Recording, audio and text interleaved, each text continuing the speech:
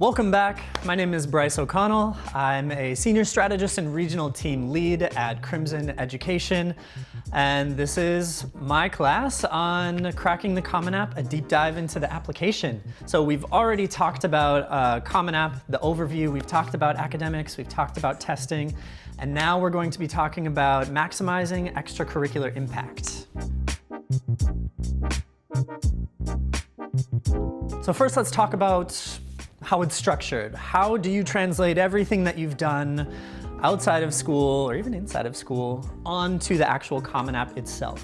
So the activities section is looking for 10, only 10 activities that you have completed, that you've worked on, that you've spent time and energy on, and then 5 awards. I talked a little bit about awards in last section. They're meant to be academics related, but ultimately it's not that much. And those 10 activities are each broken down into 150 character descriptions. So what should you put in there, right? You only have 10 activities on this activity list, and they give you even fewer characters to work with. So you have to essentially say in 50 characters what your position is, who you are, president, vice president, secretary. And then you have 100 characters to say what the name of the organization is, Model United Nations or Investment Society, whatever the case may be. And then 150 characters, not words, 150 characters to describe everything it is that you did. And 150 characters is, a solid sentence, maybe 2. It's really not much. So what you're going to want to do is make the most of every single character. You can abbreviate, you can be liberal with your punctuation interpretation. You can leave some things out as well. But what you want to definitely make sure to do is to focus as much as possible on your impact and quantify, use numbers as much as you possibly can. So did you increase membership? Don't just say you increased membership, say you increased membership by 150% or from 5 to 30 members or whatever the case may be. Try to use those numbers so admissions officers can really understand what it is exactly that you did in that club, instead of describing what is Investment Society or what is UNICEF. Really say what you did. So that's how to translate everything that you've done and put it onto the activity list. But it's a delicate process. It's challenging and sometimes frustrating. So what our strategists do at Crimson is we spend a lot of time working with our students on this. Even the extracurricular mentors can help in the process, and so can the student success managers. In fact, we all work together to really make sure that this activity list is as fine-tuned and accurate and impactful as possible. A big part of that is deciding what goes in your top 10. So what can you do? What all constitutes an activity that's worthy of making it to the activity list? And it can be as obvious as things that I've mentioned already, right? That Investment Society or Model United Nations or UNICEF and other volunteering activities, school clubs, that all makes sense, right? Those are kind of the things people think of first when you think of activities on the Common App. But it can be sometimes unexpected what goes on there. It can certainly include family responsibilities. Do you spend a large amount of your time caring for a family member at home? Do you maybe babysit a younger sibling or a family friend? That certainly counts as an activity. What admissions officers want to know is where your time goes. What do you do when you're not in class?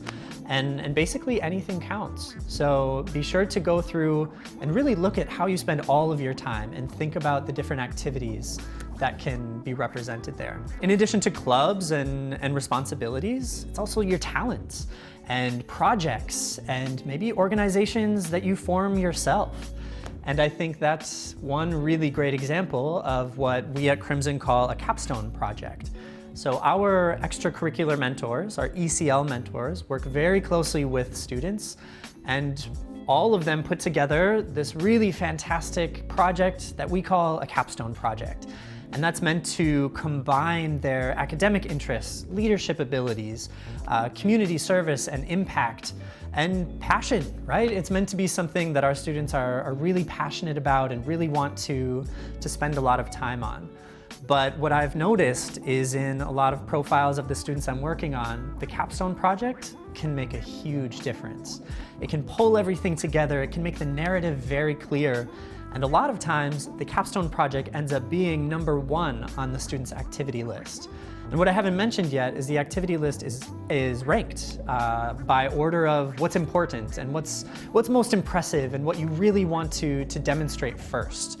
So if the capstone takes that very first spot, that's really showing something. One of my favorite capstone projects that a former student completed and really built into something impressive is this organization that combines two of her big interests. One big part of her profile was music. She loved violin, she played it at a very high level, and just was very passionate about playing and performing and the benefits of music. On the other side of things, her academic interest was neuroscience and mental health. And what we talked about was, what if we try to combine these two? Put them together, make something out of it. So after a lot of planning and talking and many meetings with both me and her extracurricular mentor, we decided to come up with this organization that would take music and mental health and deliver it to people that maybe wouldn't have that experience otherwise.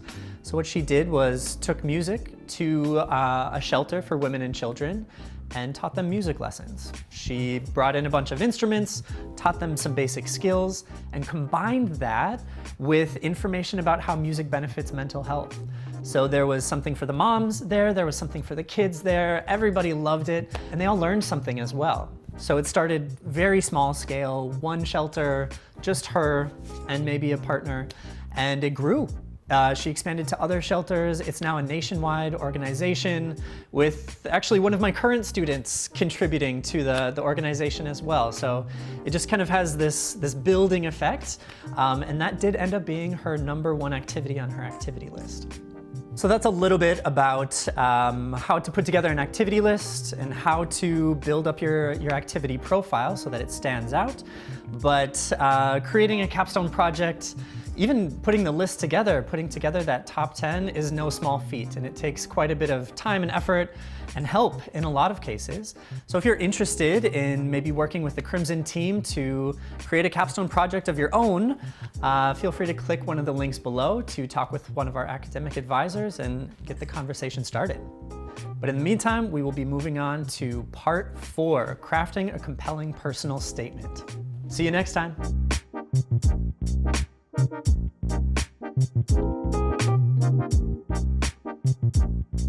Thank you.